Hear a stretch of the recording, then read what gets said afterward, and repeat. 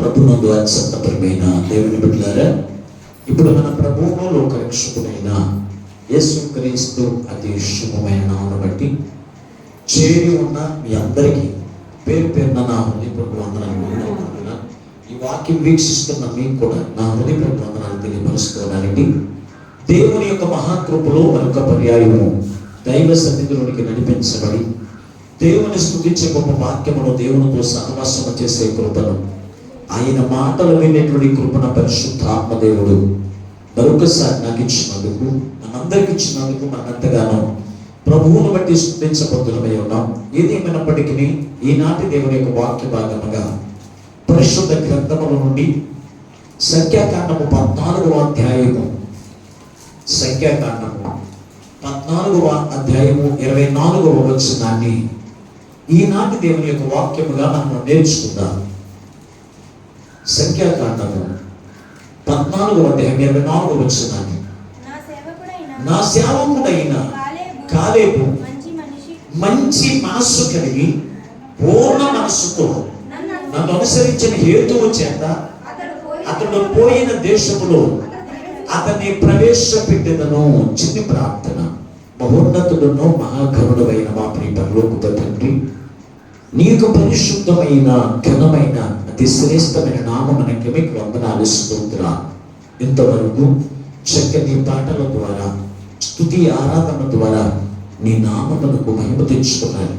కొద్ది సమయం నీ విలువైన వాక్యమును ధ్యానము చేస్తూ ఉండగా చేరి ఉన్న ఈ మాటలు వింటున్న ప్రతి ఒక్కరిని మీరు చూస్తున్నారు తండ్రి. మందరికి కావలసిన మీ మాటలు మీ పక్షంగా నిలబడి దోష నుంచి మీరు ఉద్దిస్తూ ఉండగా వినగలకు చెవి, గ్రహించగల మనసు, లోబడి అనుసరించి నడిచే మనసు అయ్యా మాకందరికీ దయచేసి మీరు మహిమ పొందమని మా ప్రభువును రక్షకుడైన యేసు నామములో ప్రార్థించి వేడుకొనుచున్నాము పరమ తండ్రి, ఆమేన్. దేవునికి స్తోత్రం, హల్లెలూయా. ప్రభునందు అత్యంత ప్రియమైన దేవుని బిడ్డలారా, చదవబడిన వాక్య భాగములో నుండి ఈ రోజున ప్రభు మనతో మాట్లాడుతున్నటువంటి వాక్యపు మాట, కాలేబు అనే దేవుడు నీ కొరకు సిద్ధపరిచిన పరలోక రాజ్యములోనికి నువ్వు చేర్చబడతావా అనే మాట ఈ రోజున ప్రభు మనందరితో మాట్లాడడానికి ఇష్టపడుతూ ఉన్నాడు. దేవుని బిడ్డలారా, ఎందుకొరకు ప్రభు మనతో మాట్లాడుతున్నాడు ఈ వాక్యము ద్వారా అంటే, ఇశ్రాయేలు ప్రజలు 400 సంవత్సరముల కంటే పైగా ఐగుప్తు దేశములు బానిసలుగా ఉన్నప్పుడు దేవుడని యెహోవా మోషేను, అహరోనును అలాగే మిర్యామును పంపించి ఆ ప్రజలందరినీ కూడా విడిపించి వారిని తీసుకుని వస్తున్నటువంటి ప్రజల్లో ఎవరున్నారు అంటే కాలేబు అనేటువంటి ఇక యవనస్తుడు కూడా ఉన్నారు. ఈ యవనస్తుడు అక్కడ విడిపించబడిన తర్వాత దేవుణ్ణి ఎలా వెంబడిస్తున్నాడు అంటే మంచి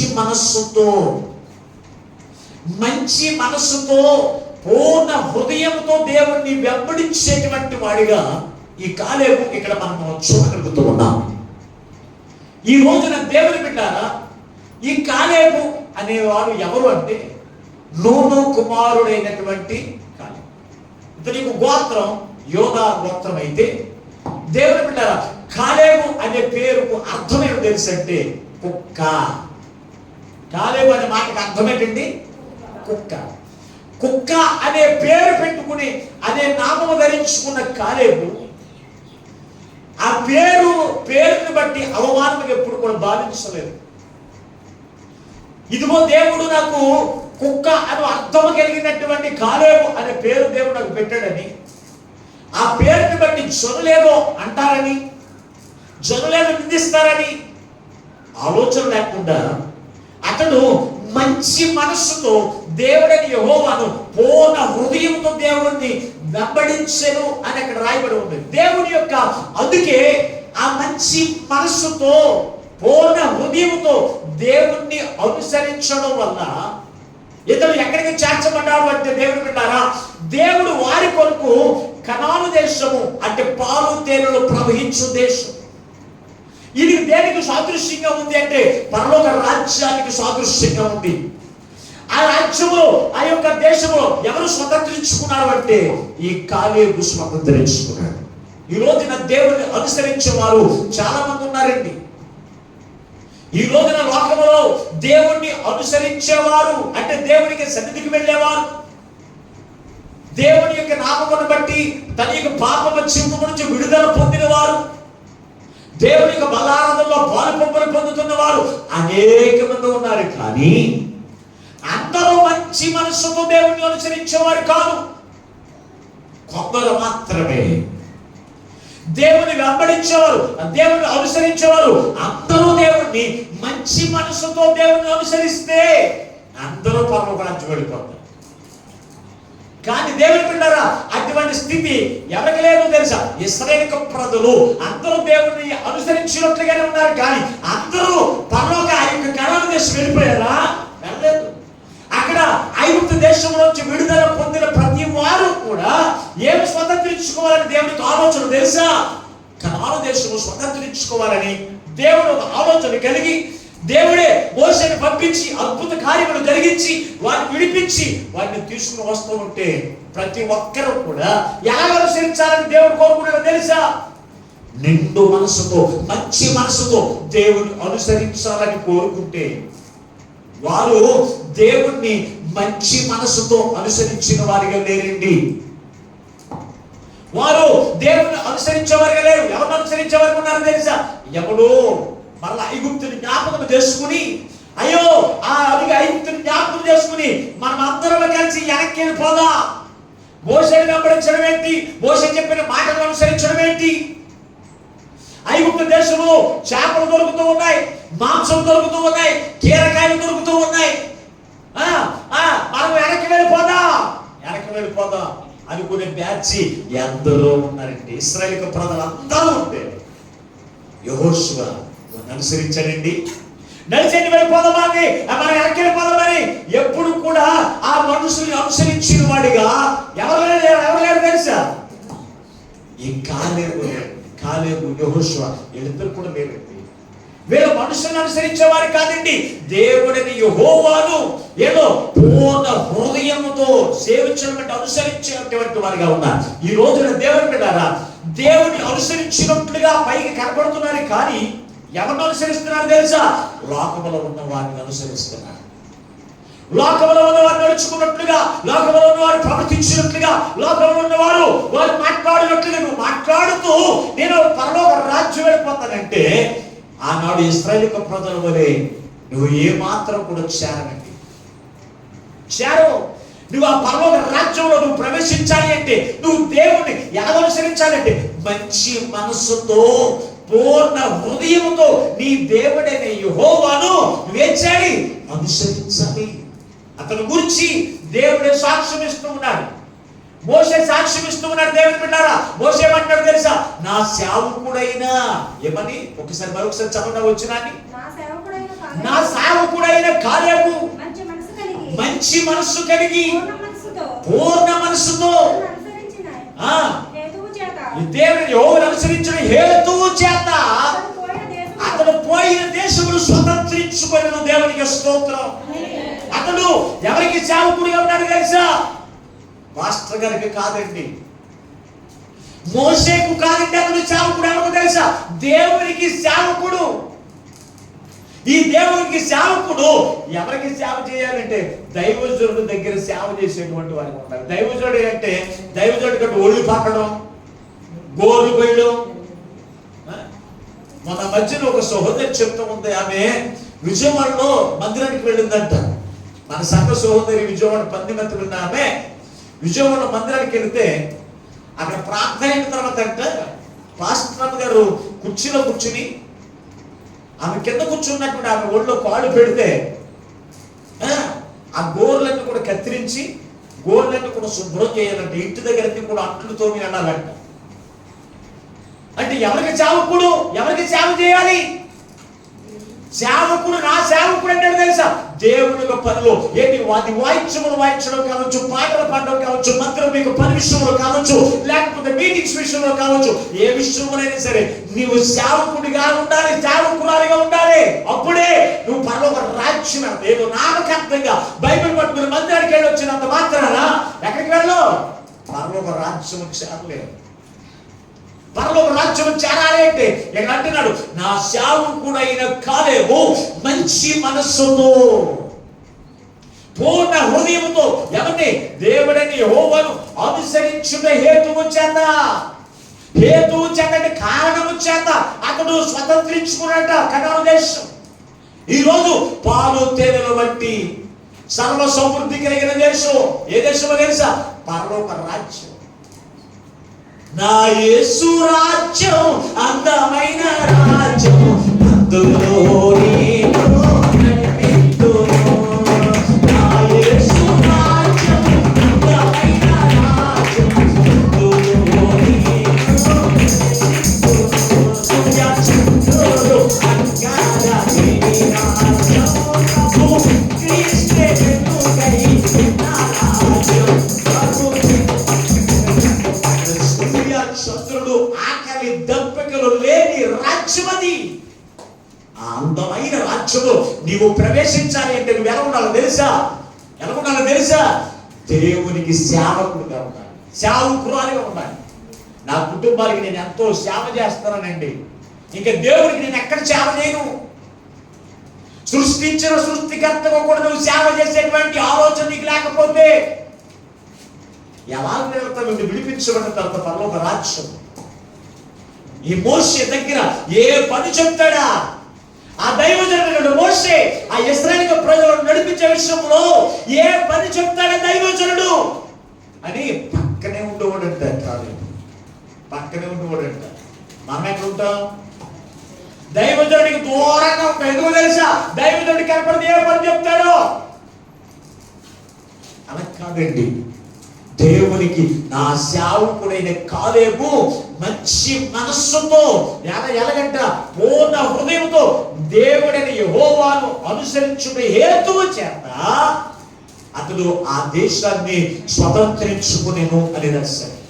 ఈ రోజున దేవుని బిడ్డారా, నువ్వు ఎవరిని అనుసరిస్తున్నావు? పరిశుద్ధ గ్రంథంలో ప్రపంచ జ్ఞాని సొలొమోను ఎవరిని అనుసరించాడు తెలుసా? ఒక్కసారి పరిశుద్ధ గ్రంథములు మీరు చదవగలిగితే రాజులు మొదటి గ్రంథము 11వ అధ్యాయం 6వ వచనం. ఈ ప్రకారం సొలొమోను యెహోవా దృష్టికి చెడు నడత నడిచి తన తండ్రి అయిన దావీదు అనుసరించినట్లు యథార్థ హృదయముతో యెహోవాను ఎవరు సొలొమోను దావీదు పూర్ణ హృదయంతో దేవుని అనుసరిస్తే, మంచి మనసుతో మంచి వివేకముతో దేవుని అనుసరిస్తే, అతని కుమారుడు మాత్రం సొలొమోను ఎవరినంట? దేవుణ్ణి అనుసరించలేదంట. మరి ఎవరిని అనుసరించాడు ఇతను? మరి ఎవరిని అనుసరించాడు? భార్యలను. మోయాబీయుల్లో వివాహం చేసుకున్నాడు కదా కొంతమంది భార్యలను, అన్యులైన వారిని వివాహం చేసుకున్నాడు కదా. వారు చెప్పినట్లుగా చేసి దేవుణ్ణి అనుసరించలేకపోయాడు. పూర్ణముగా వెళ్ళేవాడు, మందిరానికి వెళ్ళేవాడు నామకార్థంగా. ఇతను అనుసరించింది ఎవరు తెలుసా? దేవుణ్ణి దావీదు అనుసరించినట్లుగా యథార్థమైన హృదయంతో పూర్ణ హృదయంతో దేవుణ్ణి అనుసరించలేదు కనుక అతని రాజ్యం అతని మీద నిలవలేదు. ఈ రోజున దేవుని బిడ్డారా, చాలా మంది ఎవరిని అనుసరిస్తారు తెలుసా? భార్యను అనుసరించేవాడు ఒకడైతే భర్తను అనుసరించేవాడు ఒకడు. భార్య భర్తను అనుసరించకూడదా? అనుసరించకూడదా? అనుసరించాలి, ఖచ్చితంగా అనుసరించాలి. ఏ విషయంలో అనుసరించాలి? దేవునికి విరోధముగా జీవించమన్నప్పుడు అనుసరించకూడదు. చాలా మంది భార్యలు ఏం చేస్తారు? వ్యభిచారం చేయడానికి పురుకొల్పేటువంటి భర్తలు ఉన్నారు. అలాగే భార్యలు కూడా ఉన్నారు, తన భర్తను ఇదిగో దెబ్బలాగా పంపించేటువంటి వారు లేరా? అటువంటి వారిగా మనం అటువంటి వారిని అనుసరించడం కాదండి. బిడ్డలు చెప్తున్నారు ప్రార్థనకి వెళ్ళొద్దన్నారు, రక్షణ పొందిన నిన్ను ఇదిగో ప్రార్థనకి వెళ్ళొద్దంటే భార్య మీద నువ్వు క్రీస్తు యొక్క రక్తము చేత విడిపించబడిన నీవు, దేవుడు అనుసరించవలసిన నీవు దేవుని యొక్క మార్గమును విడిచిపెట్టి నువ్వు ఎవరు అనుసరిస్తున్నా? లోకంలో ఉన్నవారినా? లోకంలో ఉన్నవారిని దేవుని పెట్టారా? పరిశుద్ధ గ్రంథంలో అననీయ సప్పీరా ఇద్దరున్నారు, భార్య భర్త. వీళ్ళతో కూడా ఏంటో తెలుసా? భార్యను భర్త అనుసరించారు.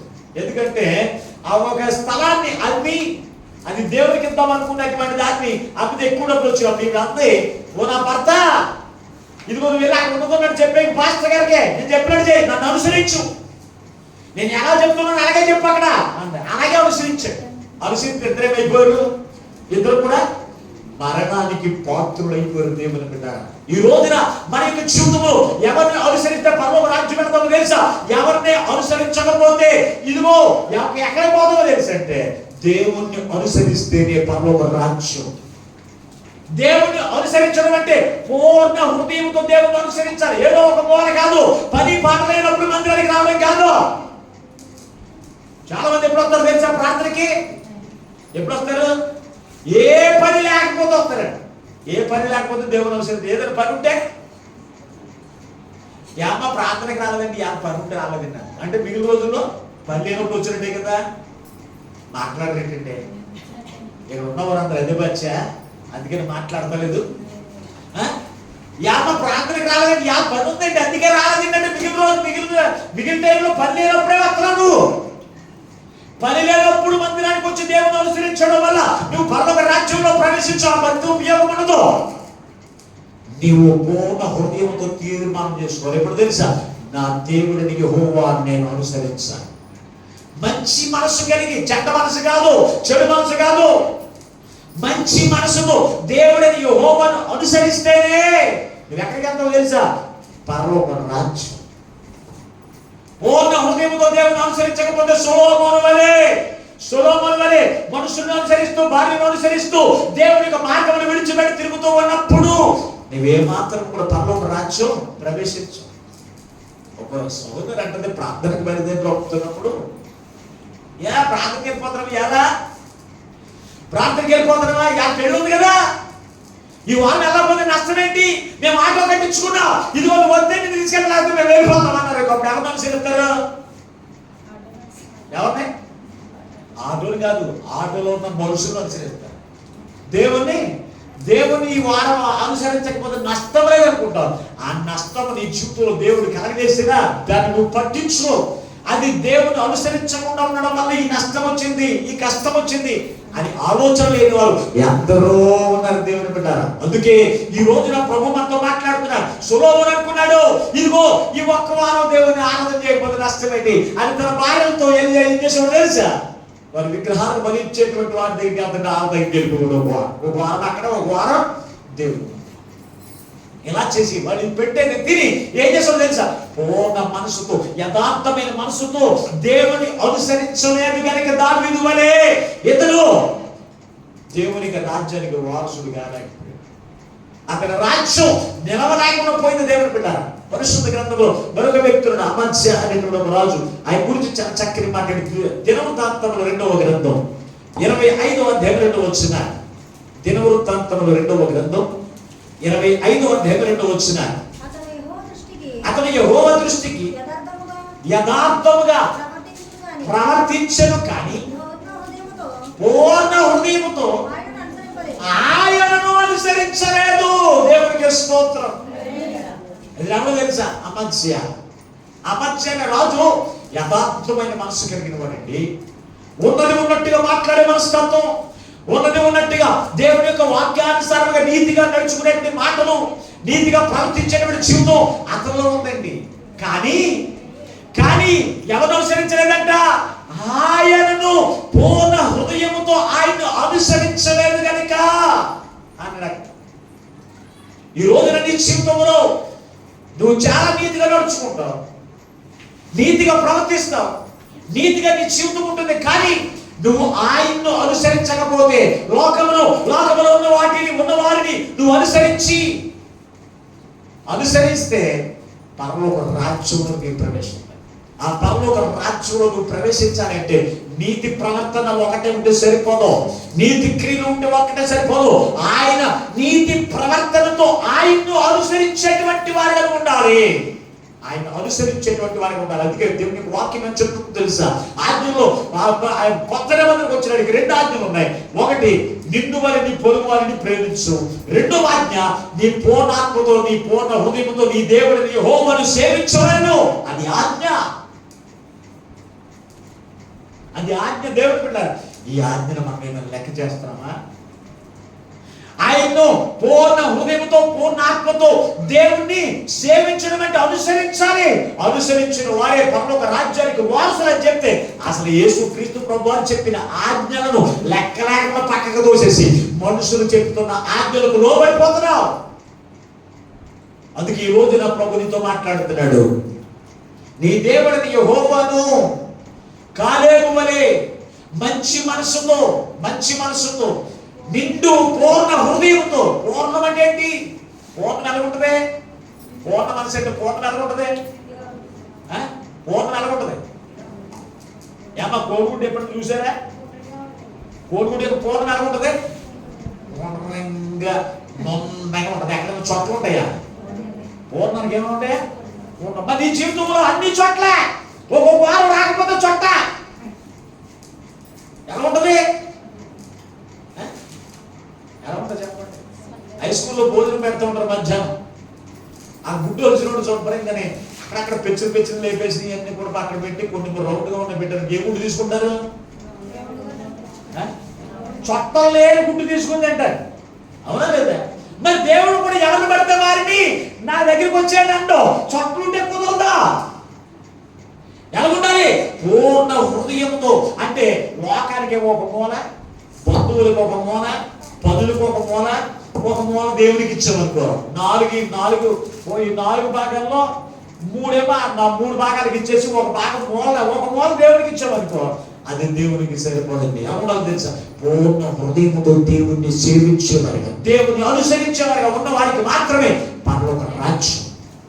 అక్కడ ఉన్నవాళ్ళు కూడా నామకార్థంగా తిట్టుకున్నానో లేకపోతేనేమో దూషించుకున్నానో తిరుగుతూనే ఉన్నారు. ఎవరిని మోసేది గమనిస్తూ ఉన్నారు. కానీ వీళ్ళందరూ కూడా కనాను దేశంలోకి ప్రవేశించలేదు.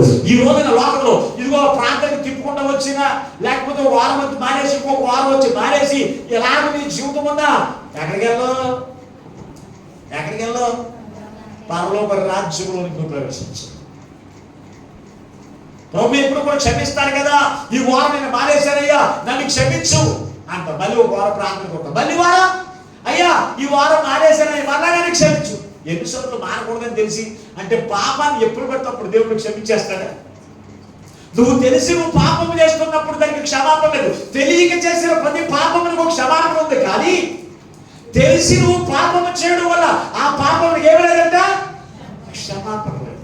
కనుక దేవుని బిడ్డ, నీ పూర్ణ హృదయముతో మంచి మనసును దేవుని అనుసరిస్తేనే పరలోక రాజ్యాన్ని స్వతంత్రించుకుంటాను. ఈ కాలేబు పరలోక ఆ యొక్క కనాను దేశాన్ని స్వతంత్రించుకోవడానికి మొట్టమొదటిగా కారణం మంచి మనసుతో దేవుడిని యెహోవాను పూర్ణ హృదయంతో దేవుని అనుసరించాడు.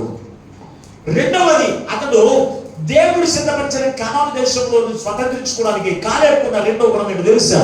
పరిశుద్ధ గ్రంథముల నుండి సంఖ్యాకాండము 13:30 పరిస్థితులను చూసి భయపడక దేవుని శక్తి మీద ఆధారపడినటువంటి వ్యక్తిగా ఉన్నాడు. చూడండి సార్, సంఖ్యాకాండము 13:30 కాలేబు మోషే ఎదుట జనులను నెమ్మలపరిచి నిశ్చయముగా వెళ్ళుదము, దాన్ని స్వాధీనపరుచుకుందాము, దాన్ని జయించుడు మన శక్తి చాలునెను. చాలు. దేవునికి స్తోత్రం.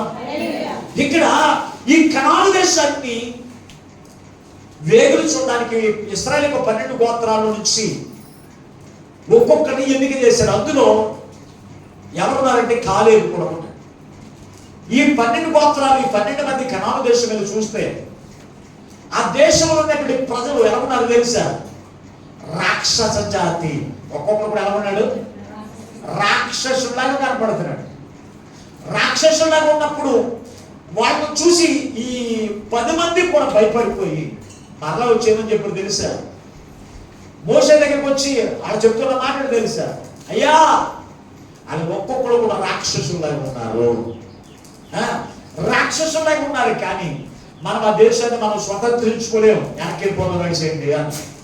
అప్పుడు ఈ కాలేబు నిలబడి ఈ మాట చెప్తున్నాడు దేవుని బిడ్డ. కాలేబు అంటున్నాడు, అయ్యా వారికి భయపడక, వారికి భయపడద్దు. ఏమంటున్నాడు అక్కడ? మరొకసారి చదవండి మాట. మోషే ఎదుట జనులను నిమ్మలపరిచి మనము నిశ్చయముగా వెళ్ళుదాము, వారిని స్వతంత్రించుకోవడానికి మన శక్తి చాలును. ఏమంటున్నాడు అంటే, ఎన్నో పరిస్థితులు చూసి భయపడిపోవట్లేదు. కొన్ని పరిస్థితులు మనం భయపెట్టేవి చాలా ఉంటాయి, కొన్ని పరిస్థితులు భయపెట్టేవి చాలా ఉంటాయి. దేవుని బిడ్డ, ఆ పరిస్థితులకి మనము భయపడిపోకూడదు. ఆ పరిస్థితుల్లో నుంచి పైకి నిలబెట్టేటువంటి దేవుని యొక్క శక్తి వైపు నువ్వు చూడాలి. ఓ రోజు దావీదు బాలుడుగా ఉన్నాడు. బాలుగా ఉంటే ఇశ్రాయేలు ప్రజలందరూ కూడా భయంతో ఉన్నారు. దేని బట్టి తెలుసా? ఫిలిష్తీలో గొల్యాతు ఉన్నాడు. అతడు 9 అడుగుల 6 అంగుళాల ఎత్తు కలిగిన గొల్యాతు కనపడుతున్నాడు. అతను జయించిన వాడు, అతను ఎవరైతే జయించగలరో అతను జయిస్తేనే కానీ ఇశ్రాయేలు ప్రజలకు దాసత్వం లేకుండా పోద్ది అని చెప్పి, లేకపోతే అందరూ కూడా ఫిలిష్తీయులకు దాసులు అయిపోవాలని చెప్పినప్పుడు అతడు 4 రోజులుగా ఏం చేస్తాడు? ప్రతి రోజు అతను నన్ను జయించగలిగిన వాడు ఎవరైనా ఉన్నాడంటే ఇశ్రాయేలు ప్రజలందరూ కూడా అతను చూసి భయపడిపోతున్నాడండి. ఇశ్రాయేలు ప్రజలకు దేవుడిచ్చిన వాగ్దానం ఏంటి తెలుసా? ఇశ్రాయేలు ప్రజలకు దేవుడిచ్చిన వాగ్దానం ఏంటి తెలుసా? నేను మీకు తోడై ఉన్నాను, మీరు భయపడొద్దు. దేవుడిచ్చిన వాగ్దానం. దేవుని ప్రజలకు దేవుడిచ్చిన వాగ్దానం ఏంటి తెలుసా?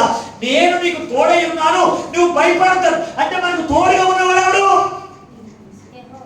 ఎస్పీ గారు నీకు బాగా తోడు, ఎస్పీ గారు నీకు పొద్దు. అప్పుడు నువ్వు ఎస్ఐకి భయపడతావా? ఎస్పీ గారు, సూపరింటెండెంట్ పోలీసు నీకు బంధువు. అప్పుడు ఎస్ఐకి అసలు భయపడతావు? ఎందుకు భయపడవు? ఇతనికన్నా అధికారం కలిగిన వాడు నీకు బంధువు కనుక ఇతను నువ్వు లెక్క చేయు. అవునా లేదా? నీ బలాన్ని బట్టి కాదు, ఎవరు బలం చూసుకుని? ఎస్పీ గారు బలం చూసుకుని నువ్వు ధైర్యంగా మాట్లాడతావు ఎస్సీ గారి దగ్గరికి వెళ్ళి. లేకపోతే ఒకవేళ ఆయన ఏమని అన్నాడు, నువ్వేం చేస్తావు? ఎస్పీ గారికి ఫోన్ కొడతావు. అయ్యా ఇదండి అక్కడికి ఫోన్ వచ్చేది, ఆయన నీకేం చేస్తారు? ఆయనే నీకు భయపడిపోతావు. ఎవరు? ఎస్సీ గారి నీకు భయపడిపోతారు కనుక నువ్వు ఎంత ధైర్యంగా ఉంటావు. ఎస్పీతో మాట్లాడతావు, నువ్వు అంటే పరిగెత్తుకెళ్ళిపోతావు ఎవరి దగ్గరికి? నీ బ్రదర్ ఏదైనా అన్నా, నీ ఇంటి పక్కన ఏదైనా అన్నా నీకు అందరూ భయపడిపోతారు. ఎందుకో తెలుసా? నీకున్న తోడేమో తెలుసా? ఎస్పీ గారు. అవునా? ఎస్పీ గారు అంత తోడుగా ఉన్నాడని చెప్పి నువ్వేం చేస్తావు తెలిసి ఎవరిని లెక్క చేయి. అయితే ఈ రోజున దేవుడు మనకు తోడుగా ఉండగా మనము భయపడవలసిన పని ఏంటంటే, ఇశ్రాయేలు ప్రజలు ఎవరు చూసి, వారికి శరీర దారిద్ర్యమును చూసి, వారికి రాక్షస శరీరమును చూసి వారు ఎంతో కట్టలు తిరుగున్నారో ఆ రాక్షసులా ఉన్నారు. ఒక్కొక్క వద్ద చాలు 100 మందిని చంపేసేలా ఉన్నారని చెప్పి అందరూ భయపడిపోతూ ఉంటే ఇతను అంటాడు, కాలేబు అంటాడు, అయ్యా మనం భయపడవలసిన పని లేదు, వారిని జయించుడుకు మన శక్తి చాలును, మన శక్తి చాలును అన్నాడు.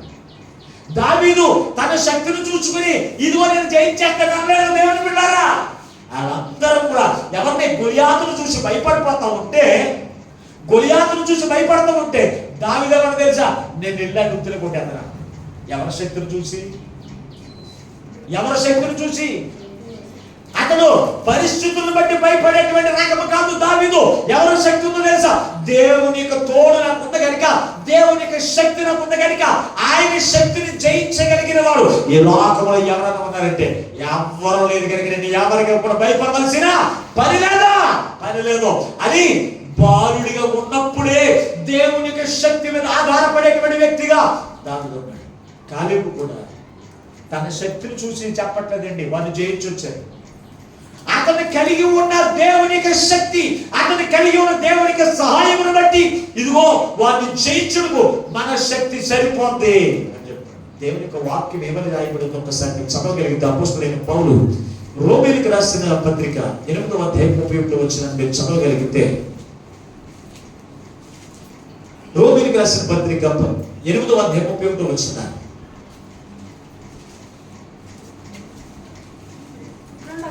ఇట్లున్నాయా? ఏమందుకు? దేవుడు మన పక్షమున ఉండగా మనకి విరోధి ఎవడు?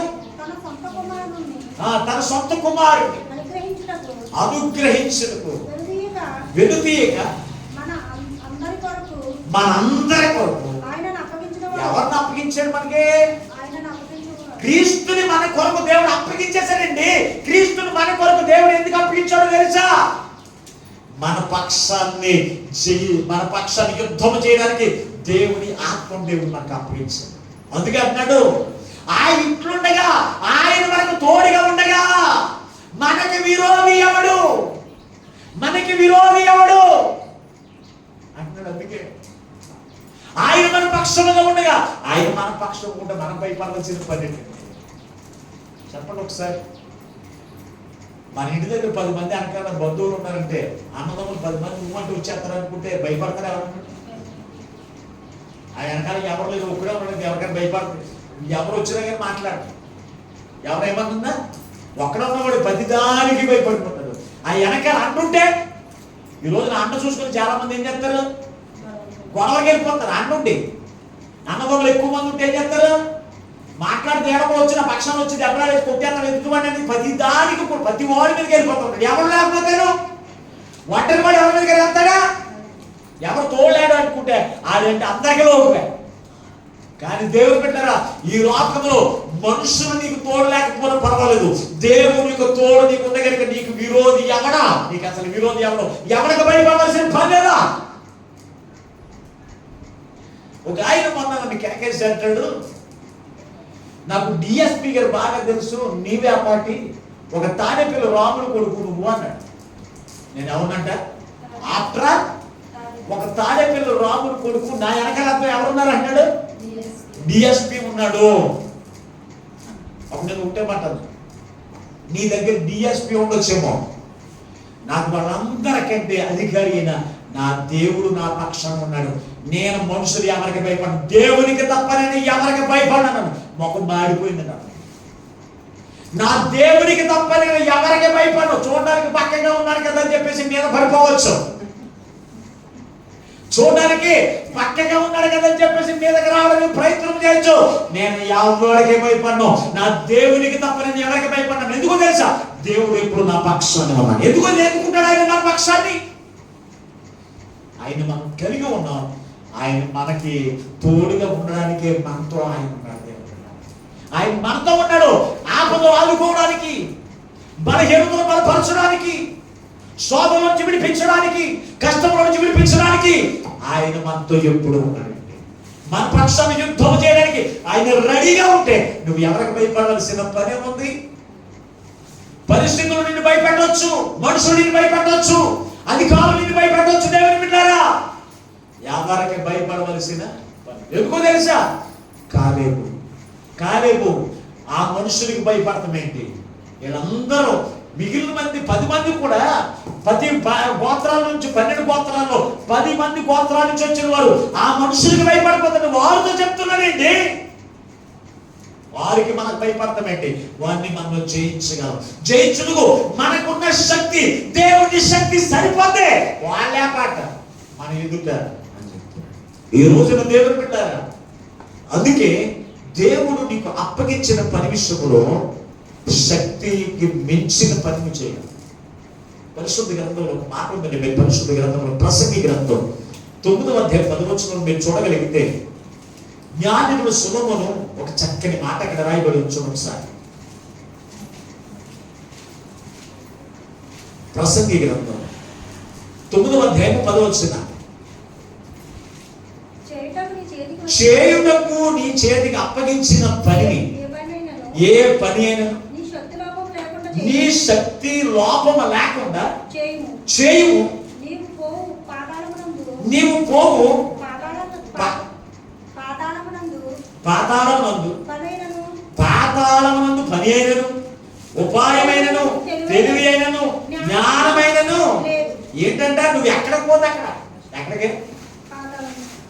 పాలలో పోయినా అక్కడికి వెళ్ళిపోయినా కానీ నువ్వేం చేయాలంటే శక్తికి మించిన పని, శక్తికి లోపం లేనటువంటి పని. నేను పని చేయలేను.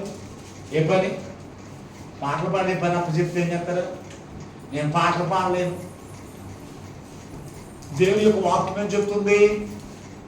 నువ్వు ఎక్కడికి వెళ్ళినా నీ శక్తికి మించిన పని నువ్వు చేయాలి తప్ప లోపం కలిగినటువంటి పని చెప్పు. దాచుకోకూడదండి. ఇంటికాడ భర్తల్ని ఎలా తిడతారో తెలుసా? నోరు మూసే అనే భర్త ఎంత గోలెత్తినా గోల ఆగదు, చుట్టూ ఎంతున్నారని చెప్పిన ఆగదు, అంత గట్టిగా మాట్లాడతారు. దేవుని మందిరంలో పాట పాడమంటేను, దేవుని మందిరంలో స్తుతించమంటేను అసలు నోరు రానట్టు కొత్త పెళ్లి కూతురు మాట్లాడతా చూసారా? కొత్త పెళ్లి కూతురు ఏదైనా చెప్పమంటే ఏం చేద్దే? సిగ్గుపడతా జాయిగా మాట్లాడుతుంది. మాట్లాడాలి. పెళ్ళైన తర్వాత తెలుస్తుంది అది గొంతుకేటో. పెళ్ళైన తర్వాత తెలుస్తుంది. నువ్వు నోరు మూసిన వాడు పోవాలప్ప, నోరు మీరు ఏం చేయరు? నోరు మీరు. అప్పుడు తెలుస్తుంది అది గొంతుకు. అప్పుడు అనుకుంటాను పెళ్లిలో మాట్లాడదు అనుకున్నాను, కానీ ఏంటి పరిస్థితి అప్పుడు తెలియదు. అలాగే కొంతమంది మందిరంలో నోరెత్తరు దేవుని స్తుతించడానికి. అలాగే చెప్పి మాటలు రావాలని అనుకోవద్దు. వీళ్ళకి చక్కగా మాటలొచ్చు, బాగా అనవగలరు, బాగా అనలు చేసేటువంటి మనస్తత్వం కలిగిన వారు కూడా చాలా మంది ఉన్నారు. దేవుని పెట్టారు. అది కాదండి. అతడు ఎక్కడికి వెళ్ళినా దేవుని యొక్క శక్తి ద్వారా నేను ఏ పనైనా నేను చేయగలను. అది పాటలు పడే పని కావచ్చు, వాయిద్యములు వాడే పని, వాయించే పని కావచ్చు, మందిరం చూసే పని కావచ్చు, లేకపోతే ఏ పని అప్పగించినా నేను రెడీ. కాదు మిగులోడు ఏం చేస్తున్నారు? మిగులోడు అంటున్నారు, అయ్యో మన వల్ల కదే కానీ అక్కెళ్ళిపోవడం, మన వల్ల కాదు అక్కెళ్ళిపోవడం. అందుకే ప్రభు నాకు అందుకే అంటాడు జ్ఞానుడు సొలొమోను, నువ్వు చివరికి పాతాళంలోకి వెళ్ళిపోరు. ఎక్కడికి వెళ్ళిపోరు? నువ్వు శక్తికి మించిన పని, నీవు చేసే పనికి లోపం లేకుండా చెయ్యి అని చెప్తున్నాడు. ఎక్కడికి వెళ్ళి ఈ రోజున దేవుడు మన శ్రమలోకి పంపించింది. ఎక్కడికి పంపించిన దేవుడి పనిని నిర్లక్ష్యం చేయకూడదండి. పని చేయడానికి మనం రెడీగా ఉన్నాం. అది ఎవరి శక్తిని బట్టి తెలుసా? దేవుని యొక్క శక్తిని బట్టి చేయాలి. అందుకే ఈ యొక్క కాలేబు అతడు కనాను దేశంలోనికి అతడు స్వతంత్రించుకోవడానికి గల కారణం తెలుసా? పరిస్థితులు చూసి భయపడలేదు. పరిస్థితులు చూసి భయపడక దేవుని శక్తి మీద ఆధారపడుతూ దేవుని యొక్క శక్తి చేత నేను ఏదైనా చేయగలను, నేను ఎప్పుడు రెడీ. అందుకే అతను కనాను దేశంలో స్వతంత్రించుకోగలిగాడు. ఈ రోజున నీవు పరలోక రాజ్యాన్ని స్వతంత్రించుకోవాలంటే కొన్ని పరిస్థితులకు నువ్వు భయపడిపోయి దేవుని యొక్క శక్తి యొక్క విలువేంటో, దేవుని యొక్క శక్తి చేత నువ్వు ఏదైనా చేయగలను అనేటువంటి ధైర్యం లేనటువంటి స్థితిలో ఉండి నీ తోటి వారిని నిరుత్సాహపరిచేటువంటి పరిస్థితులు కలిగి ఉంటే ఈ రోజున దేవుని శక్తి మీద ఆధారపడేటువంటి వారికి మీరు కలిసి దావీదు వలే, కాలేబు వలే దేవుని యొక్క శక్తి మీద ఆధారపడుతూ దేవుడు నీకు తోడైనాడని ఏ విషయాలు కూడా నువ్వు బెదరక దేవుని యొక్క పని విషయంలో నీకు శక్తికి మించిన పని నువ్వు చేయగలిగితే ఖచ్చితంగా నీవు కూడా కనాను దేశం అంటే పరలోక రాజ్యానికి స్వతంత్రించుకోగలుగుతావు. 3వ మాటలకు వెళ్ళిపోతాం. దేవుని బిడ్డలారా, పరిశుద్ధ గ్రంథంలో సంఖ్యాకాండం 14వ అధ్యాయం 4వ వచనం మీరు చదవగలిగితే, సంఖ్యాకాండం 14వ అధ్యాయం 4వ వచనం, వారు మనము నాయకుని ఒక నియమించుకుని ఐగుప్తునకు తిరిగి వెళుదామని ఒకరితో ఒకరు చెప్పుకొనగా మోషే అహరోను ఇశ్రాయేలు ఎదుట సాగిలపడి సర్వ సమాజం ఎదుట సాగిలపడి అప్పుడు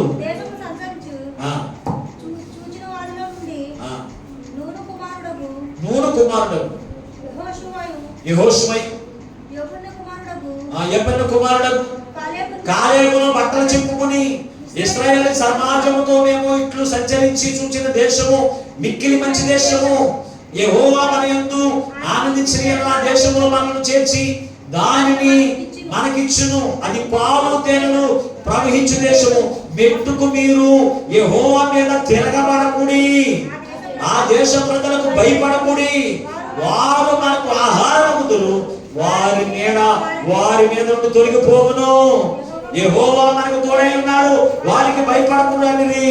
ఇక్కడ మీరు చదవబడిన వాక్య భాగంలో మీరు చూస్తే మూడవ మాట ఏమైందంటే, జనసమూహం వ్యతిరేకంగా ఉన్న వారికి సత్యాన్ని బోధించకుండా ఉండలేదు. జనసమూహం ఎలా వ్యతిరేకంగా ఉన్నారంటే, ఆ అనాలేకీయులు శరీర దారుఢ్యము కలిగి రాక్షస జాతికి వలె ఉన్నారు కనుక వారిని జయించడానికి మనకు శక్తి లేదు కనుక మనం ఏం చేద్దాం, ఇప్పుడు వెనక్కి వెళ్ళిపోదాం, మనలో ఒక నాయకుడు నియమించుకుని ఆ నాయకుడి ద్వారా మనం ఇంటికి వెళ్ళిపోదాం, ఎక్కడికి, ఐగుప్తు దేశం వెళ్ళిపోదాం అన్నాడు. అందరూ వ్యతిరేకంగా ఉన్నప్పుడు కాలేబు ఒకడు ఏం చేయాలా, అతనితో కలిసి వెళ్ళిపోవాలా లేదా, వెళ్ళిపోవాలా? అదేమన్నా దేవుని యొక్క వాక్యాన్ని అనుసరిస్తున్నారా కలిసి వెళ్ళిపోవడానికి? చెప్పండి ఒకసారి. అందరూ వ్యతిరేకమైపోయారు. ఎవరికి? దేవునికి. దేవుని యొక్క మాటకు వ్యతిరేకమైపోయారండి. ఈ కనాను దేశాన్ని మీరు స్వతంత్రించుకోండి అని చెబితే, ఇదిగో వారిని జయించడానికి నా శక్తిని, నా తోడు ఇదిగో మీకు ఉంటుందని చెప్పినా వీళ్ళందరూ వ్యతిరేకమైపోయినప్పుడు వారితో కలిసిపోయింది అతను కలవలేదండి. కలవకుండా ఏమని మాట్లాడుతుంది తెలుసా? అయ్యారా ఒక పక్కనేమో మోషే, అహరోను వారికి సాగిలి పడిపోయి, అయ్యా మీకు దండం పెడతానయ్యా, మీరు వెనక్కి వెళ్ళొద్దు, ఐగుప్తు దేశంలోకి మరలా తిరిగి వెళ్ళొద్దు, ఆ బానిసత్వంలోకి మీరు వెళ్ళొద్దు, ఇదిగో దేవుడు మీ కొరకు సిద్ధపరిచిన ఆశీర్వాదం ఏంటో తెలుసా, కనాను దేశాన్ని స్వతంత్రించుకోండి అని చెప్తే వాళ్ళు వ్యతిరేకంగా నినాదాలు చేస్తున్నారు. అందరూ కూడా ఏమైపోయారు, బొద్ద ఏర్పాటు చేసుకున్నారు. బొద్ద ఏర్పాటు చేసుకుని వెనక్కి వెళ్ళిపోతానికి నిర్ణయించుకున్నప్పుడు కాలేబు నిలబడి అంటున్నాడు, అయ్యారా దేవుడు మన కొరకు సిద్ధపరిచింది కనాను దేశం ఎటువంటి తెలుసా, పాలు తేనెలో ప్రవహించు దేశము, అది మన కొరకు దేవుడు సిద్ధపరిచాడు. ఆ యొక్క అనాలేకీలకి మీరు భయపడద్దు, ఆ దేశం వెళ్ళడానికి మీరు ఏమాత్రం కూడా వెనక్కి వేయొద్దని చెప్పి వారికి ఏం చేస్తారు తెలుసా, సత్యమును గురించి సువార్త ప్రకటిస్తున్నారు. అందరూ వ్యతిరేకులు ఉన్న వారికి సువార్త ప్రకటించాలి. ఈ రోజున మనకి వ్యతిరేకంగా ఉన్నవాళ్ళు చాలా మంది ఉంటారు, దేవుడికి వ్యతిరేకంగా నడుచుకునేవారు. అటువంటి వాళ్ళతో మనం గడిచిపోకూడదు. ఒకడు అంటాడు, ఈ రోజున ప్రార్థనకి వెళ్ళకపోతే మనకేమి నష్టమే ఉండదు కానీ పనికి వెళ్ళిపోదాం అంటారు. అటువంటి వాళ్ళతో నువ్వు కలిసిపోవద్దు.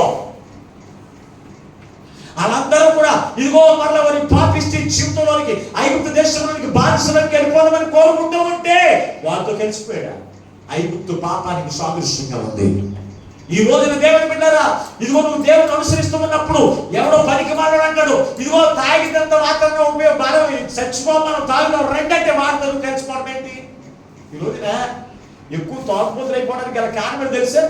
ఎవరి పిల్లలు తాగుబోతులు అయిపోవడానికి గల కారణం ఏం చేస్తారు తెలుసా? ఎంతో పరిశుద్ధంగా దేవుని మందిరంలో దేవుని ఆరాధిస్తున్న నిన్ను వాళ్ళు రెచ్చగొడుతూ ఉంటారు. ఏమన్నా తెలుసా? బీరు తాగితే సనవ చేస్తాయి. ఏం తాగితే? బీరు తాగితే సనవ చేస్తే చాలా హాయిగా ఉంటుంది. రండి అన్నప్పుడు ఏం చేస్తారు? వెళ్ళిపోతున్నారు. బీరు గాడి మొదలెడుతున్నారు. బీరు గాడి నుంచి మందు బాటిల్లో వరసగా తాగేసి వాడుతూ ఏకీభవించి పెద్ద తాగుబోతు అయిపోయి కుటుంబానికి దూరం అయిపోయి తల్లిదండ్రులకు దుఃఖం కలిగిస్తూ ఇదిగో కుటుంబానికి బంధువులకి లోకువైపోయి ఏం చేస్తారు తెలుసా? మళ్ళీ ఎవరు లోకు చేశారంట? అమ్మా నువ్వే నన్ను లోకు చేశావు. అమ్మ లోకు చేయదు, నాన్న నిన్ను లోకు చేయడు, భ్రాంతి బాధలు లోకు చేసిందని ఎప్పుడైనా దాని మీద నీకు మనసు ఉందా? వీళ్ళు వెనక్కి వెళ్ళిపోదామంటే వాటితో కలిసిపోయాడా? కలవలేదండి. నేను సిద్ధాంతం సైట్లో అక్కడ గోదావరి బ్రిడ్జి కట్టినప్పుడు 2 సంవత్సరాలు అక్కడ సూపర్వైజర్గా చేశాను. అక్కడ సూపర్వైజర్గా చేసినప్పుడు 100 మంది వర్కర్స్ ఉండేవారు. వారి దగ్గర నేను ఒక జనరల్ సూపర్వైజర్గా ఉండేవాడు.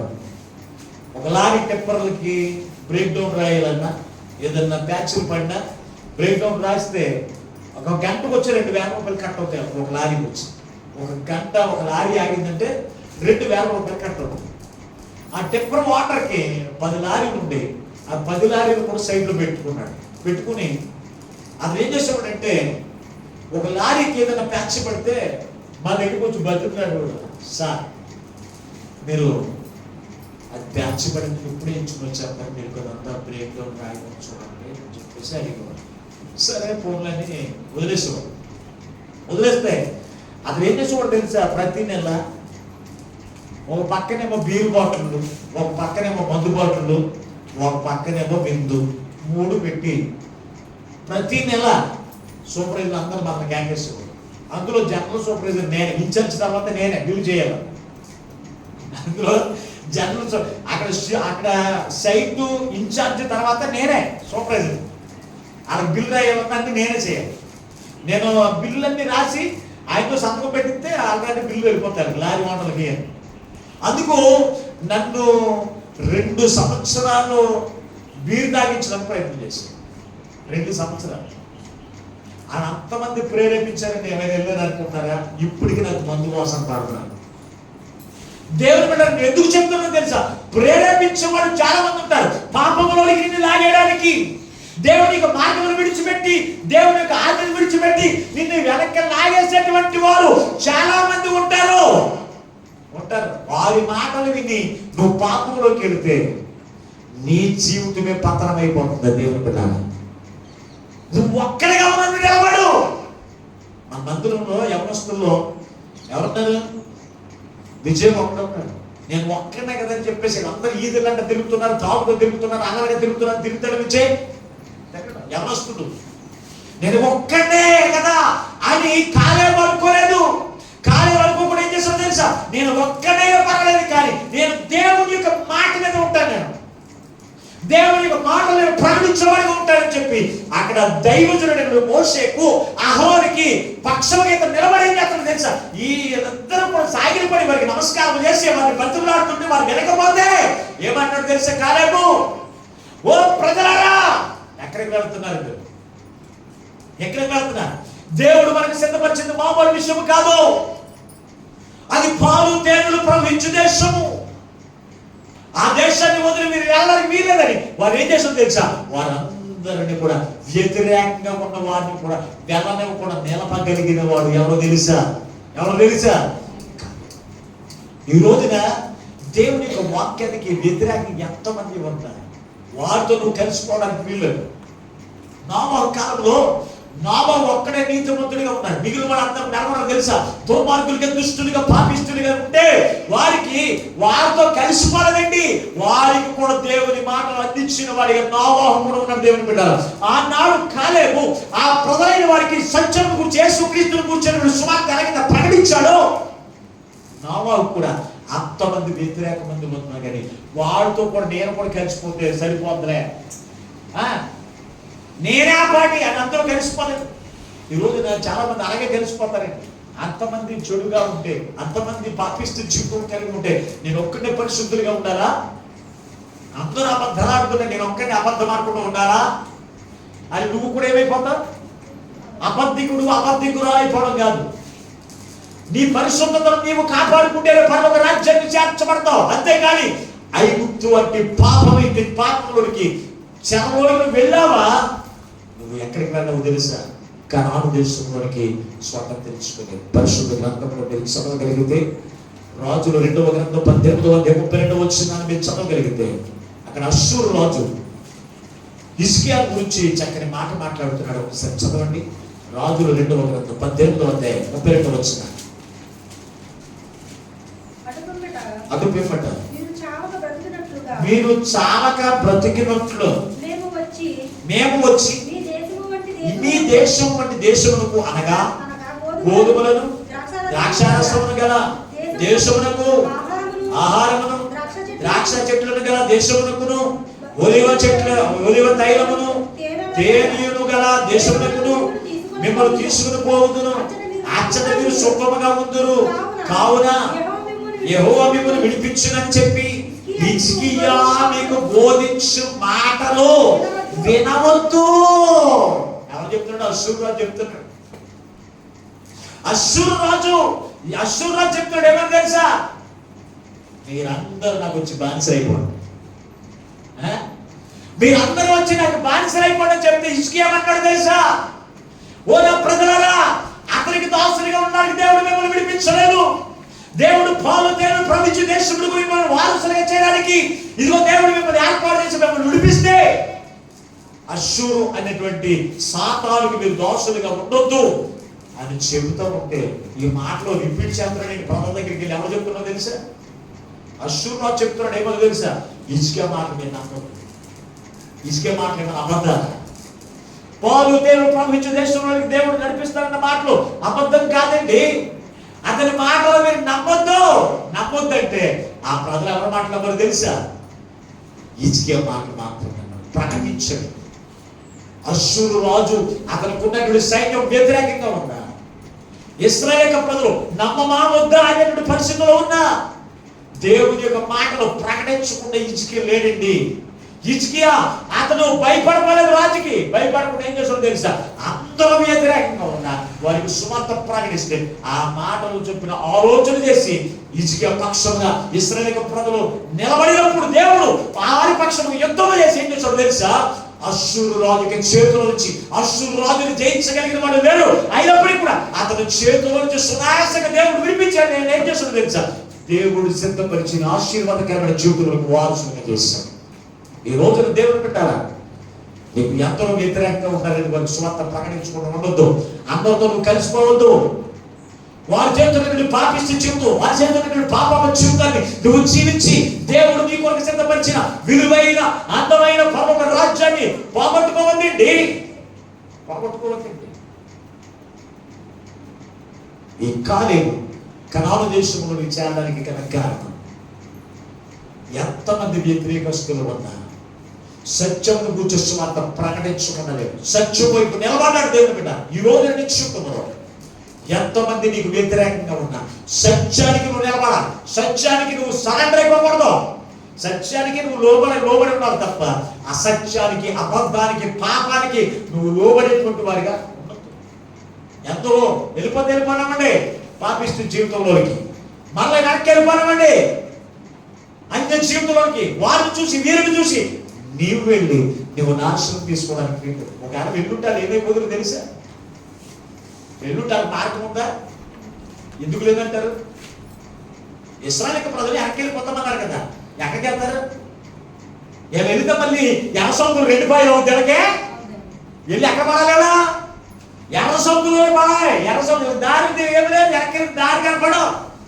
దేవుడు నిన్ను విడిపించి తీసుకొచ్చిన తర్వాత, నీ పాపం నుంచి విడిపించిన తర్వాత వెనక్కి వెళ్తే నీకు దారి కనపడదు. దేవుడు తీసుకొచ్చిన దారికి వెళ్ళదు తెలుసా? అది నీకు తెలియకుండా చక్కని మార్గం దేవుడు నడిపించుకుంటూ వస్తున్నాడు. ఆ మార్గం చెడ్డదనుకుని వెనక్కి వెళ్ళి నీ పరిస్థితి నీకు ఉండడానికి వీళ్ళదా? వెళ్ళవంటే నీకు మార్గాలన్నీ మూయబడి ఉంటాయి. ఏ మార్గమో కనపడక ఏమి తెలియని మార్గంలో వెళ్ళి నీ జీవితం నాశనం చేసుకోవడం తప్ప ఇంకా ఉపయోగం. కనుక దేవుని బిడ్డలారా, కాలేబు ఎంతమంది వ్యతిరేకస్తులు ఉన్నా సత్యం వైపు నిలబడి సత్యమును ప్రకటించేటువంటి వాటిగా ఉన్నాడు. కనుక అతను తనలో ఒక రాజ్యం సంబంధించు. 4వ మాటలకు వెళ్ళిపోదాం. నేను 5 మాటలు అనుకున్నాను, కానీ మరి సమయం అయిపోతుంది కనుక 4వ మాటలకు వెళ్దాం. ఒక యెహోషువ గ్రంథంలో వచ్చి మీరు చూడగలిగితే యెహోషువ గ్రంథం 14వ అధ్యాయం వచ్చిన యెహోషువ గ్రంథం 14వ అధ్యాయం 10వ వచనం. యెహోవా చెప్పినట్లు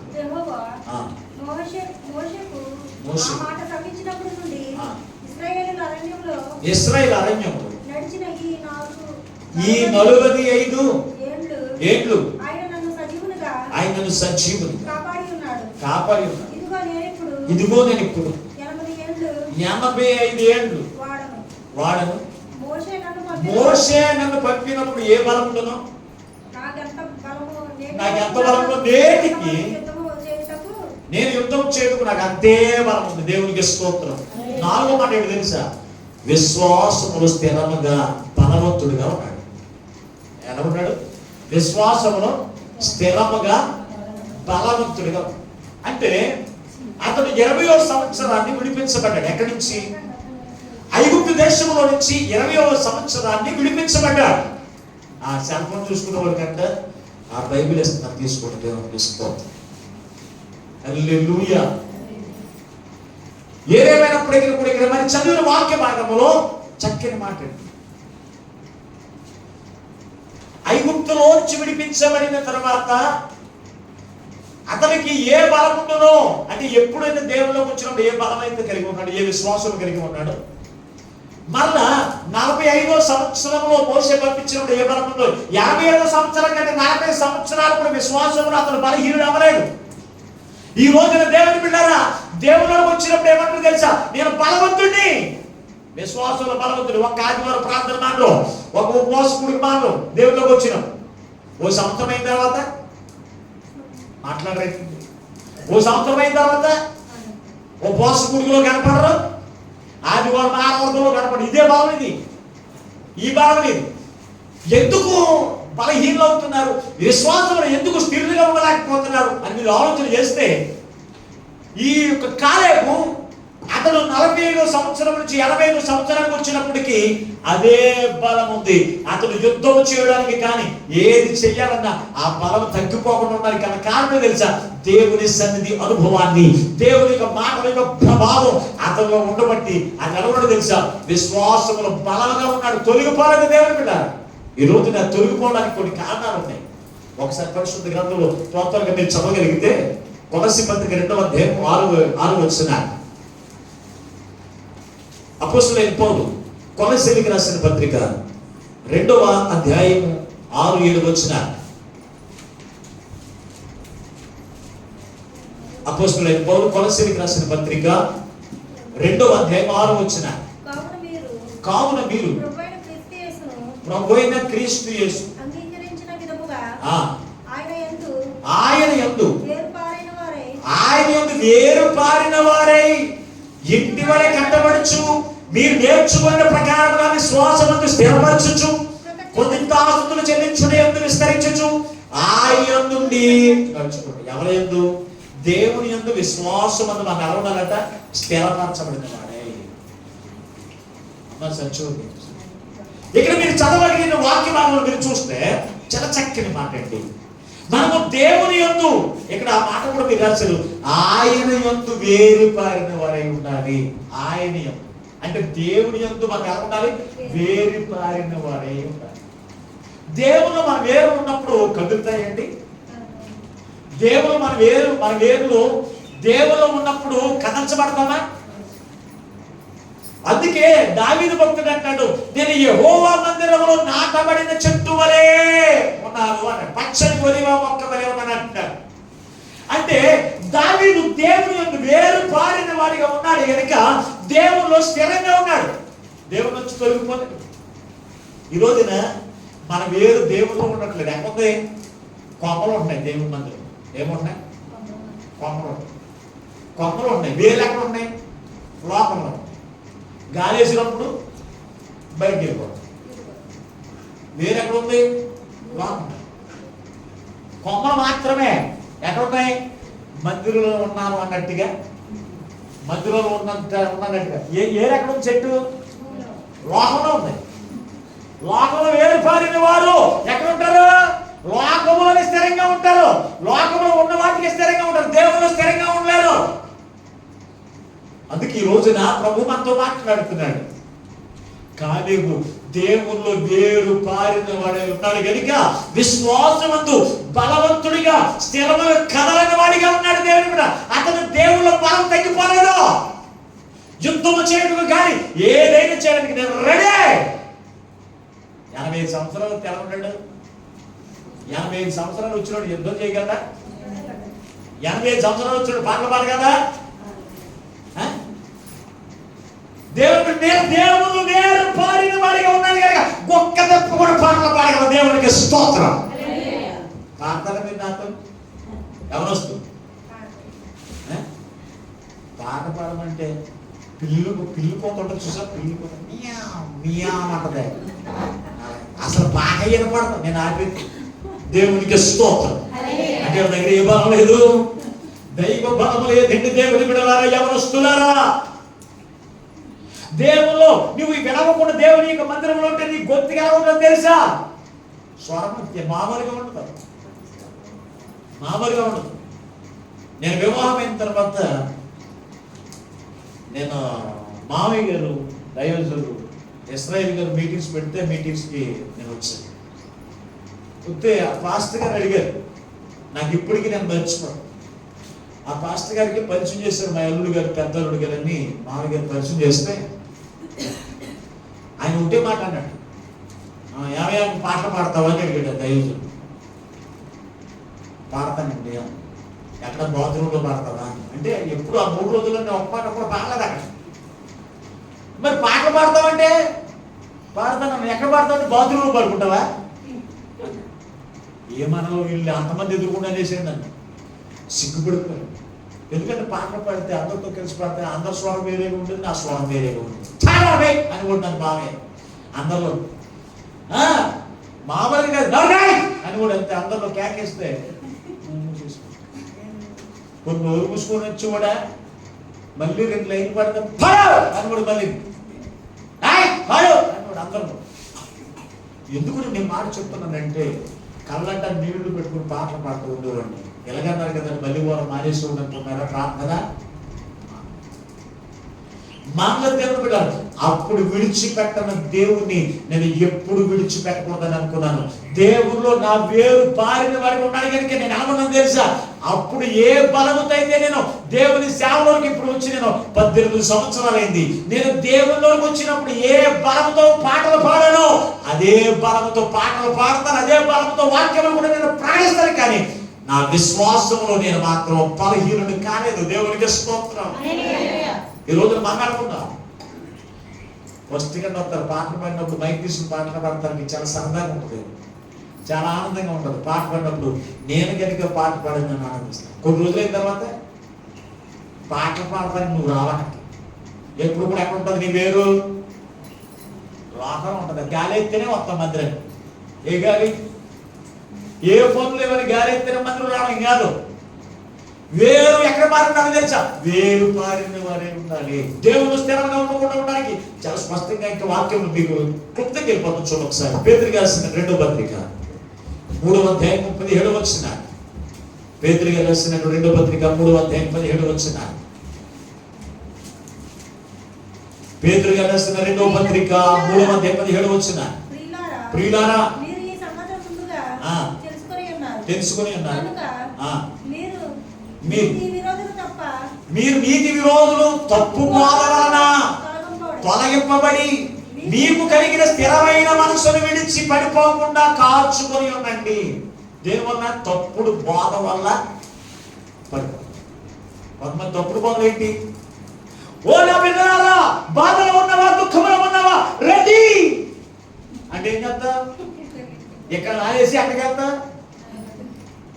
రెండేటప్పటికి అక్కడికి వెళ్ళిపోతా ఉంటాం. అక్కడికైనా విడుదల. ఆ పాస్టర్ గారు విడుదల కలిగిస్తాడు దేవుడు కదా.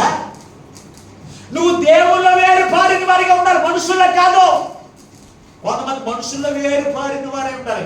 ఎప్పుడో పూర్వాకారం చెప్తున్నానండి. అక్కడ వాక్యం ఉన్నా లేకపోయినా పర్వాలేదు, అక్కడ ప్రార్థన లేకపోయినా పర్వాలేదు. ఆ పాస్టర్ గారు పాత పాస్టర్ గారిని బట్టి వెళ్తున్నానండి. అక్కడ ఆ పాస్టర్ గారు తోకపోతే ఉండొచ్చు కదా. అయినప్పుడు నీ వేరు ఎక్కడ ఉంది? వేరు. అందుకే ఆయన యందు వేరు పారిన వారై ఉండండి అంటున్నాడు. ఆయన యందు వేరు పారి స్థిరమైన మనసు కలిగిన వారిగా ఉండాలి. అంతేగాని అబద్ధ బోధ వల్ల దేవుని నుంచి తొలగిపోయి అక్కడికి ఇక్కడికి వెళ్ళొద్దండి. ఈ రోజున మనుషులు హృదయాలు ఎరిగి ఏం చేస్తారో తెలిసి చాలా మంది స్వస్థత పెడుతున్నారంట. ఏం పెడుతున్నారు? దేవుడి మందిరానికి రారు కానీ స్వస్థత 7 వారాలు వెళ్తే స్వస్థత వచ్చేస్తుందంట. వారాల భక్తి కాదండి. నువ్వు ఎల్లప్పుడూ దేవుళ్ళు నిలుచుండి చూడు. నీకు నీ జీవితంలో స్వస్థత అద్భుతాలు ఆటోమేటిక్గా జరుగుతూనే ఉంటాయి. కాలేము దేవుని యందు వేరు పారిన వాడే, స్థిరమైన మనసు కలిగిన వాడే. ఎలా ఉన్నాడు తెలుసా? బలమ కలిగిన విశ్వాసమందు బలమ కలిగిన వాడిగా ఉన్నాడు. దేవుడు 45వ సంవత్సరం నుంచి 85వ సంవత్సరం వచ్చినప్పటికీ కూడా అతను దేవుని బలవంతంలో తొలిపోకుండా ఉండడానికి కారణం తెలుసా? దేవుడు స్థిరముగా ఉన్నవాడు బలవంతుడిగా ఉంటాడు. దేవుడు స్థిరముగా లేని వారు, వేరు పారిన వారికి ఉండని వారు అస్థిరుల వలె ఒక వారం కూర్చోడానికి ఒక వారం కూర్చోడానికి తిరుగుతారు. ఇంకా 3వ మాట చూస్తే ఎందుకు స్థిరంగా ఉండలేరంటే ఇదే పేతురు రాసిన 2వ పత్రిక 2వ అధ్యాయం 14 వచ్చినప్పుడు ఒకసారి చదవండి. 2వ అధ్యాయం 14 వచ్చిన వ్యభిచారణ చూచి ఆశించుచు పాపము మానలేని కన్నులు గలవారును అస్థిరులైన వారి మనస్సులను మరలకొల్పుచు లోభత్వమునందు సాధకం చేయబడిన హృదయములు గలవారును శాపగ్రస్తులునయ్యుండి తిన్నని మార్గమును విడిచి బెయారు కుమారుడైన బిలాము పోయిన మార్గమునందు. ఇక్కడ చూడండి, ఎందుకు పోతారు? ఆశ. దేని బట్టి? కన్నులకు ఆశ. బిలాము కన్నులకు ఆశ ఏంటో తెలుసా? బాలాకు రాజు చూపించేటువంటి బంగారము, బాలాకు రాజు చూపించేటువంటి వెండి, వాటి మీద ఆశ కలిగి దేవుని మార్గమును వదిలేసి వెళ్ళిపోయాడు. దేవుల్లో స్థిరమైనటువంటి చూపును అతను జీవించాడు. అందుకే నీతిమంతుడు ఇక మరణం కూడా అతనికి రాలేదండి. ఈ రోజు అందుకే ప్రభు మనతో మాట్లాడుతున్నాడు. మన కన్నులకు వ్యభిచారం కావచ్చు, డబ్బు కావచ్చు, ఏదైతే మన కన్ను ఆశపడుతుందో, ఆదాము అవ్వ కన్నులు ఏమన్నా తెలుసా? ఆ కొంత తింటేనే సంతోషపడుతుంది. తన కొద్దిగా ఆశ కలిగింది, దేవుని ఆజ్ఞను లెక్క చేయకుండా దేవుని యొక్క సన్నిధిలో నుంచి, దేవుని యొక్క మాటల నుంచి స్థిరము వేరుగా తొలగిపోయడం వల్ల మరణం తెచ్చుకుంది. ఏదేను తోట నుంచి త్రోసివేయబడిన స్థితిలోకి వచ్చేస్తుంది. ఈ రోజున నీ కన్నులు ఆశించిన వాటి వైపు పరిగెత్తాలి. కన్నులు ఆశ కలుగుతాయి, ఎవరో చూపిస్తూనే ఉంటారు. ఇప్పుడు కూడా నీకు ఏ పని దొరకకుండా ఆదివారమే పని దొరుకుతుంది. ఆదివారం 1000 పనో లేకపోతే 2000 రూపాయల పనో దొరుకుతుంది. అప్పుడు అనుకుంటా, ఈ వారం రోజులు కూడా నేను పనికి వెళ్ళదు కదా, ఈ రోజు నేను శుభ్రంగా ఆ పని చేసుకుంటే 1000-2000 వస్తాయి, కుటుంబ అవసరం తీర్చబడతాయి అనుకుంటాను. ఆ రోజు నీకు 2000 వస్తాయి. కానీ మరుసటి ఒక రోజు పోవచ్చు, 2 రోజులు పోవచ్చు. నీ కుటుంబంలో హాస్పిటల్ పోయి 2000కి 2000 పట్టుకునేసుకోండి. దేవునికి స్తోత్రం. కాలేవు దేవుని యొక్క మార్గం నుంచి తొలగిపోయి. నేను వాక్యం ముగించేస్తానికి చాలా విషయాలు ఉంటాయి. అతడు సుఖమైంది కోరుకోలేదండి. సుఖమైంది కోరుకోలేదు, కష్టమైంది. మోస అడిగాడు, ఎంతగానో నన్ను వెంబడించావు కనుక నీకు ఏది కావాలో స్వాచ్ఛం, ఈ కనాను దేశంలో ఏది కావాలో కోరుకుంటే అనాలేకీయులు కలిగిందో కోరుకున్నాడంట. అనాలేకీయులు కలిగిందే. కష్టమైన కోరుకుంటావా, సుఖమైన కోరుకుంటావా? బైబిల్ పియోది కానీ రెఫరెన్స్ చెప్తున్నాను, మీరు రాసుకోండి. యెహోషువ గ్రంథం 15:14 వచ్చింది. ఇది కష్టమైందండి. ఈ అనాలేకీయులు శరీర దారుణ్యము కలిగిన వారు ఆ యొక్క ప్రాంతాన్ని ఎవరు కోరుకోలేదండి. అదే కావాలని కోరుకున్నాడు. వెళ్ళిన తర్వాత దాన్ని వాళ్ళు బలిష్ఠులంట. ద్వితీయోపదేశకాండం 1:28 వచ్చినారు. వారు 3 కలిసి ఉంటారు అక్కడ. 3 రాజులు కలిసి ఉంటారు, చాలా బలమైనటువంటి రాజులు. వాళ్ళకి ఇనప చక్రాలు ఉన్నాయి, ఇనప చక్రాలు కలిగిన రథాలు ఉన్నాయి. ఇనప చక్రాలు కలిగిన రథాలు. న్యాయాధిపతుల గ్రంథం 1:20 ఉంటుంది అన్నమాట. 19 ఇనప రథ చక్రములు కలిగిన రథములు కలిగినటువంటి వారిని జయించి కాలేబు ఆ ప్రాంతాన్ని స్వతంత్రించుకున్నారు. దేవుడు ఇంకా దేవుని ఆజ్ఞను నమ్మినటువంటి వాడు ఉన్నారు. ఈ రోజున దేవుని ఆజ్ఞను మనం నమ్మాలి. అంతేకాదు, దేవుడు పూర్ణ మనసుతో దేవుని అనుసరించేవారిగా మనం ఉండాలి. దేవుని యొక్క బలం కలిగి లోపల సమస్తమును జయించే శక్తివంతులుగా మనం ఉండాలి. ఆ కాలేపుకున్నటువంటి మనసు నీవు కూడా కలిగి పరలోక రాజ్యానికి వారసులుగా ఉండడానికి క్రీస్తు నీ కొరకు నా కొరకు మనం చేసిన ప్రతి పాపం కొరకు ఆయన వధించబడి ఆయన గొప్ప రక్షణ వాక్యాన్ని దేవుడు మనకి ఎందుకు ఇచ్చాడు తెలుసా? ఆయన నీ కొరకు సిద్ధపరిచిన పరలోక రాజ్యము స్వతంత్రించుకుంటావని. నీ పాపమును ఆయన రక్తము చేత విడిపించి నేను నీతిమంతులుగా చేశాడు. విడిపించబడిన నీవు కాలేబు అనుసరించినట్టుగా అనుసరించి ప్రభు సిద్ధపరిచిన పరలోక రాజ్యానికి వారసులు కండి. అట్టి గొప్ప వాక్యమున పరిశుద్ధ ఆత్మదేవుడు ఈ మాటను వింటున్న బిడ్డలందరికీ అనుగ్రహించునుగాక. ఆమేన్. ప్రార్థన చేసుకుందాం. తనలు వంచండి. ప్రభు మనతో మాట్లాడిన ప్రతి మాటను బట్టి దేవా, ఈ రోజు నీవే మా మధ్యలో దిక్కువచ్చి వేసి నువ్వు మాతో మాట్లాడినందుకు వందనాలు స్తోత్రాలని ఎవరికి వారి ప్రార్థన చేయండి. అయ్యా, అన్నాడు ఇశ్రాయేలు ప్రజల వలె అయ్యా నీ మార్గం విడిచిపెట్టి నేను తిరుగుతూ అయ్యా నేను పరలోక రాజ్యానికి వెళ్ళిపోతానని అనుకుంటున్నానేమో. అందుకే ఈ రోజు నువ్వు మాతో మాట్లాడావు నాయన. కాలేబు వలె మా జీవితాలు మలుచుకునే తండ్రి, కాలేబుకున్న లక్షణాలు మేము కలిగి నీవు సిద్ధపరిచిన పరలోక రాజ్యానికి మమ్మల్ని వారసులుగా సిద్ధము చేయండి ఎవరికి వారి ప్రార్థన చేయండి. మహోన్నతుడు మహాగరుడు అయిన మా పరలోకము తండ్రి, నీ పరిశుద్ధమైన నామమునకి మీకు వందనాలయ్యా. ఎంతవరకు నీ విలువైన మాటలు మాకు ఉండించావు. వింతబడి మాటలు ఏ బిడ్డలు వ్యర్థంగా విడిచిపెట్టకుండా ప్రతి వారి హృదయంలో నీరు కట్టి ఫలింపజేసి మీరు ఆకలి కొరకు ఆయుధపరిచి మీరు మహిమనొందమని మా ప్రభువును రక్షకుడు నేస్తున్నాను ప్రార్థించమని కూర్చున్నాము పరమ తండ్రి. ఆమేన్. దేవుడు మిమ్మల్ని అందరిని దీవించును గాక. మీకు అందరికీ మరొకసారి నా హృదయపూర్వక వందనాలు.